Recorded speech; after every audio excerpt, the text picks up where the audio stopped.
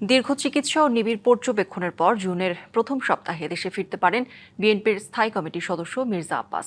মালয়েশিয়ায় চিকিৎসকদের নিবিড় তত্ত্বাবধানে ধীরে ধীরে সুস্থ হয়ে উঠছেন তিনি। কুয়ালালামপুরের প্রিন্স কোর্ট মেডিকেল সেন্টার হাসপাতালে এসব কথা বলেন মির্জা আব্বাসের সহধর্মিণী আফরোজা আব্বাস।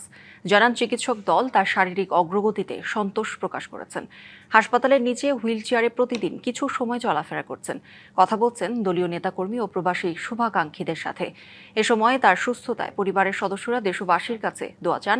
গত 11 মার্চ ঢাকায় অসুস্থ হওয়ার পর উন্নত চিকিৎসার জন্য মির্জা আব্বাসকে নিয়ে যাওয়া হয় সিঙ্গাপুরে, পরে নেওয়া হয় মালয়েশিয়ায়।